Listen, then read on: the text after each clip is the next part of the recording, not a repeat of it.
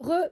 Alors, est-ce que vous vous souvenez quand je vous ai parlé d'un problème de tutelle-curatelle? D'accord? Donc, si vous en souvenez pas, vous regardez ma vidéo qui est bien avant et vous allez percuter après. Alors, là, la suite, c'est que la personne, ça s'était un peu réglé dans le sens que il touchait, sa maman touchait les loyers que l'adulte handicapé donne une participation à sa mère, donc c'était réglé. Et il touchait son argent toutes les semaines, à peu près entre 80 et 100 euros par mois en fonction du budget. Bon, jusqu'à là, ça allait bien. Il revient plus tard me voir, il me dit Stéphanie, j'ai un problème, je touche plus mon argent. Je touche plus mon argent, ma mère, elle touche plus son loyer. Bah, je sais pas, ça dépend de ton budget. Qu'est-ce qui s'est passé? Alors, je discute plus avec sa mère. Je lui dis qu'est-ce qui s'est passé. Il me dit, bah, j'en sais rien. C'est que, en fait, je sais pas trop ce qui se passe sur mon compte. Bah, t'as fait quoi comme dépense exceptionnelle? Pourquoi tu passes de, on va dire, de tout à rien? Elle me dit, alors sa mère, elle me dit, bah, il s'est acheté des baskets, des nouvelles baskets, etc. Ouais, bah, la paire de baskets, si elle coûte 100 balles, déjà, ça t'empêche de payer tes courses, par exemple. Si t'as fait 100 balles par semaine, ton achat, bah, forcément, t'as plus rien. Bon, ok, bon, c'est pas grave, c'est pas le sujet. Je lui dis, on va voir, on va se renseigner. J'écris au tuteur, le tuteur, il répond pas. Bon, on commence un peu à s'énerver et tout. Et puis au bout d'un moment, il répond. Donc le mec, il l'a eu au téléphone. Il lui dit ouais, je comprends pas. Jusqu'à maintenant, ça allait bien. Maintenant, ça va plus. Qu'est-ce qui t'arrive et tout. Et il lui dit bah oui, bah tu sais ce qui se passe. Bah tout simplement parce que t'as plus d'argent sur ton compte. La hache, elle rentre plus et tout. Pourquoi la hache, elle rentre plus?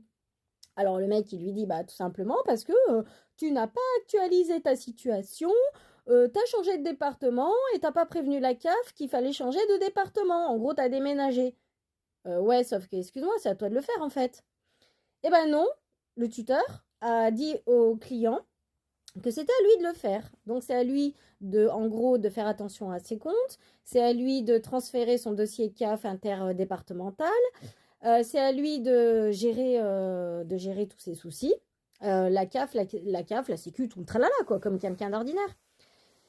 Sauf que moi, bah, je m'en mêle, je rentre dans la situation et j'écris au tuteur. Je lui dis, écoutez, ça commence à bien faire. Hein. Je lui dis, vous êtes sympa, là, vous avez réglé la situation pendant un temps. Comment ça se fait que la situation, elle tient pas, soi-disant qu'il n'y a plus d'argent sur le compte? Comment voulez-vous savoir que la personne, elle a de l'argent sur le compte puisqu'il ne peut pas avoir accès à ses comptes, comme il ne peut pas avoir accès à la sécu, ni à la CAF, ni rien du tout. En plus, on s'aperçoit sur les courriers que vous avez changé l'adresse, vous avez mis l'adresse chez vous, à votre société de mandataire judiciaire, alors qu'en vrai, les courriers devraient arriver chez lui pour que ça soit traité. Donc je lui dis, c'est soit vous êtes un tuteur et vous faites correctement votre travail, c'est-à-dire c'est tout vous qui gérez, soit vous ne l'êtes pas, et dans ces cas-là, ça sert à rien, vous ne servez à rien. Excusez-moi de dire ça, mais vous ne servez à rien. Il me répond quoi par mail? Il me dit, alors déjà, il me fait un peu culpabiliser dans le sens, si vous avez de l'intérêt pour votre client, au lieu de dire ça, vous poserez des questions, etc. Je lui dis non. Alors déjà, je vous réponds, je n'ai pas à me mêler de tout. Moi, j'interpelle, j'interviens sur la demande du client, mais en vrai, je gère pas sa vie. Je suis pas ni sa tutrice, ni sa mandataire, ni quoi que ce soit. S'il vient pas me voir, je gère pas et j'ai pas à me demander est-ce que ça se passe bien avec mon client? Est-ce que tu fais bien ton travail? Gna gna gna. Non, moi j'interviens quand ça commence à m'énerver que ça va pas, d'accord? Donc pour défendre, parce que les gens ils s'énervent, les gens ils dépriment, les gens ils pleurent, ils viennent chez moi, c'est une catastrophe. Donc moi du coup, qu'est-ce qui se passe en fait? Qu'est-ce qui se passe? Le mec il me balance ça. Après, il me fait Monsieur, je vous rappelle, je ne suis pas son tuteur, je suis son curateur renforcé. Ouais, alors déjà, bah, fais-toi pas passer pour un tuteur parce que, excuse-moi, tout ce que tu dis depuis le début, tu te fais passer pour un tuteur. Et il me dit en gros que, étant donné qu'il est curateur renforcé, c'est de l'accompagnement. Donc faites attention, c'est une différence entre tuteur. Le tuteur, il fait tout à 100%. Et le curateur, il intervient sur demande du client, mais le client a le choix de donner son avis et de dire oui ou non. Sauf que le curateur renforcé, certes, il accompagne la personne s'il ne sait pas gérer son budget, s'il ne sait pas faire des papiers, etc., avec la demande du client, en gros. C'est en mode équipe, ok? Mais le problème, c'est que même quand le client, il demande en mode équipe, l'autre, il fait pas. Il fait pas correctement. Il fait de la merde dans les dossiers. Donc, qu'est-ce qui se passe? Eh ben, la CAF ne donne plus son allocation adulte handicapé, AAH, ok?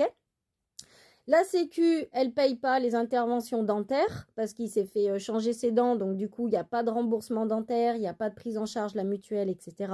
Tout est en retard. Le loyer, il n'est plus versé à sa mère, soi-disant, il n'a pas d'argent.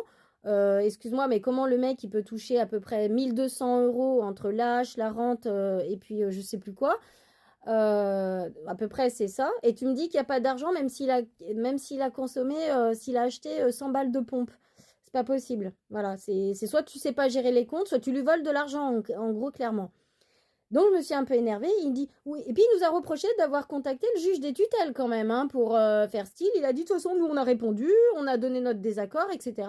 Non, t'as pas donné ton désaccord, t'es pas tuteur. Si la personne, elle te veut plus, et bah, résultat, qu'est-ce qui se passe? C'est qu'on va faire l'enlèvement de la mise sous curatelle, puisque t'es pas un tuteur. Parce que ça a été mis en défaut. Donc, sur ça, on a dit, bah, il n'y a pas de souci. Par contre, si vous voulez que le client se gère, ce que vous allez faire, c'est que vous allez partager les mots de passe et les connexions de tous les sites. Vous allez remettre l'adresse en question. Il doit prendre son courrier chez lui et pas chez toi déjà. Donc ça, c'est une faute professionnelle aussi. Les comptes bancaires, tu n'as pas à ouvrir un compte bancaire par l'espace d'une coopérative alors que monsieur, il avait déjà un compte bancaire. Donc tu devais juste gérer son compte bancaire. Voilà. Donc, il y a plein de petites fautes comme ça. C'est le mec, il se prend pour un tuteur et puis après, il dit qu'il est curateur. Sauf que non, un curateur, il n'ouvre pas de compte bancaire. Il partage les données, les mots de passe, etc. En fait, il partage, il travaille en équipe. Voilà, en gros, c'est ça. Et il n'a pas à interdire l'accès sur son compte bancaire. Il surveille les dépenses. Il peut dire, oui, bah là, tu peux plus payer ça, tu peux plus payer ça parce que tu n'as plus. Mais il n'a pas à t'interdire quoi que ce soit. Donc, en plus, on lui avait envoyé, il me dit, envoyez-moi le devis dentaire. On lui avait envoyé, il n'a pas envoyé à la mutuelle, il n'a pas envoyé. En gros, il ne fait pas son travail correctement. Donc, faites très attention. Comme par hasard, il n'a pas d'argent, mais il ne dit pas pourquoi il n'y a pas d'argent. Il ne donne pas une copie d'un relevé bancaire pour dire, bon, allez, ok, la prochaine fois, je vais éviter de dépenser ça, ça et ça. Ok. On lui avait envoyé une facture pour changer le frigo de sa mère. Une facture de Leclerc, une sorte de devis en disant si tu achètes un frigo, ça te fera tant. Il l'a jamais traité non plus. On lui a dit débloquer des fonds, il faut, bah, je dis n'importe quoi, il faut 300 balles. Non, il a rien fait. Il faut rien. Puis après, il dit, oh, de toute façon, je vais être en vacances la semaine prochaine, je serai pas disponible. Donc là, il va être joignable cette semaine. Donc en fait, ce qu'il faut faire très attention, c'est que les curateurs, ils se prennent des fois pour des tuteurs. Il faut faire très attention, c'est pas le même terme. Hein. Tuteur, il te gère à 100%, tu as le regard sur rien du tout. T'as pas le choix, on va dire. Et curateur, que tu sois curateur ou curateur renforcé, donc renforcé, c'est un bon accompagnement, c'est presque limite avant le tuteur, mais pas à 100%. Il fait pas ce qu'il veut. Si le client, il n'a pas envie, si le client te demande des rendez-vous, si le client te demande de l'aider à faire quelque chose parce que soit il n'a pas le temps, soit il ne sait pas faire, tu te dois de l'aider. Si tu fais pas, tu n'es pas un bon curateur, tu n'as rien à faire avec le client. Donc nous, on a demandé un rendez-vous psychiatrique parce que le juge des tutelles nous a répondu en disant contactez un psychiatre, prenez rendez-vous, ensuite elle va nous envoyer le compte-rendu, on va vous convoquer, donc la famille et vous, pour comprendre pourquoi vous voulez plus une curatelle. En gros, bah, tout simplement parce que monsieur, je vous rappelle dans ma vidéo d'avant, il n'a rien demandé, il a été mis sous curatelle, forcé, drogué, parce qu'il fumait de la bœuf à l'époque et tout ça.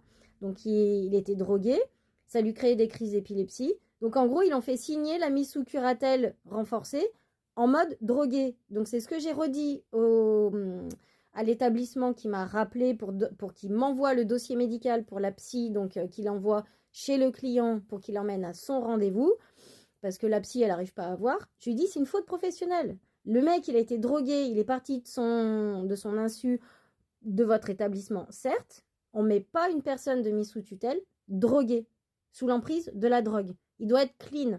Elle ne l'a pas fait signer en mode clean. On va enlever la mise sous tutelle et il va se faire aider par sa mère, par sa sœur, par qui que ce soit, n'importe qui il veut.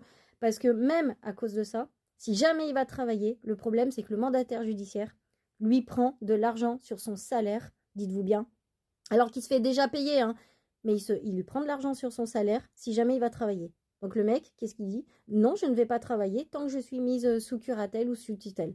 J'ai pas envie qu'ils prennent mon argent, déjà qu'ils me volent, ils payent ni ma mère, ni moi, ni rien du tout. On a 0 €, on n'arrive même pas à s'en sortir à cause de lui. Donc faites très, très attention aux mandataires judiciaires. Que ça soit bien utile pour vous. Si c'est pas utile, barrez-vous. Bonne journée. Ciao.